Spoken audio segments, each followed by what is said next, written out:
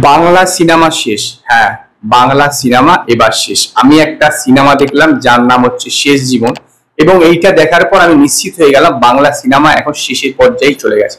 এরকমও সিনেমা তৈরি হচ্ছে যেগুলো রিলিজ করছে এবং মানে দেখার অযোগ্য, যাকে বলে অখাদ্য, এরকম একটি সিনেমা। শুধুমাত্র ভালো লোকেশনে গিয়ে শুটিং করলেই যদি একটা ভালো সিনেমা হয়ে যেত, তাহলে তো পৃথিবীর সমস্ত কিছুই বদলে যেত। এই শেষ জীবন সিনেমাটার গল্প হচ্ছে প্রদীপ চোপড়া একজন বয়স্ক লোক, তো তার নাতনিকে নিয়ে সে দার্জিলিং এ যায়।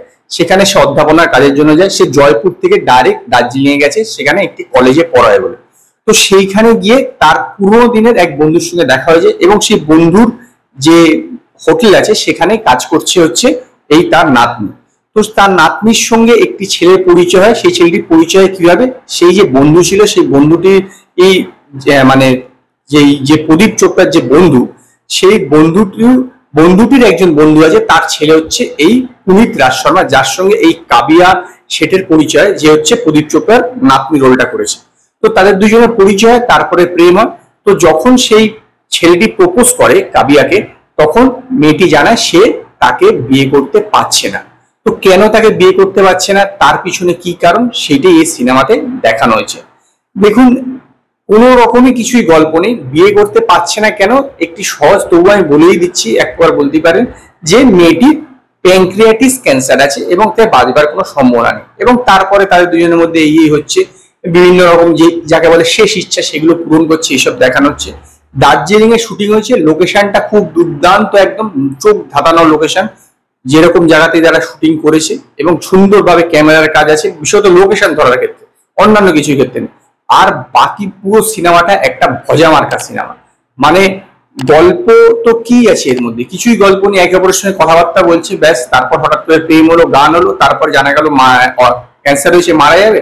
তারপরে বিভিন্ন উইশ গুলো পূরণ করছে। এবার উইশ পূরণ করো কি, হট করে বলে দুর্গাপুজো দেখতে যাবো, হট করে দেখা যাচ্ছে দুর্গাপুজো চলে এলো। তারপরে আমি পাহাড়ে যাবো, হট করে পাহাড়ে চলে গেল। এরকম ব্যাপারে হচ্ছে আর মোটামুটি এরকম।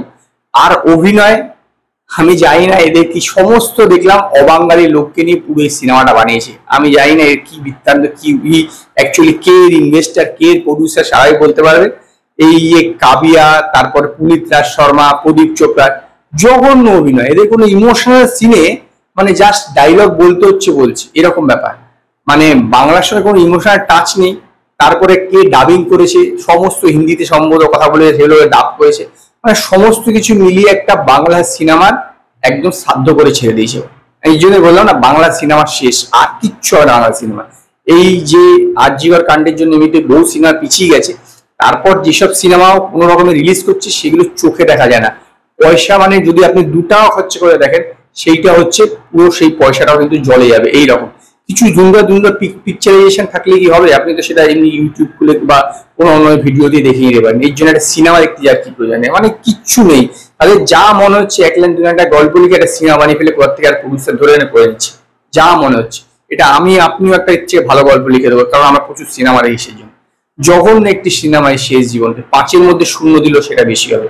যদি আপনারা দুর্ভাগ্যবশত এই শেষ জীবন সিনেমাটা দেখে থাকেন, তো আপনারা আমায় কমেন্টে জানাবেন আপনাদের সিনেমাটা কিরকম লেগেছে।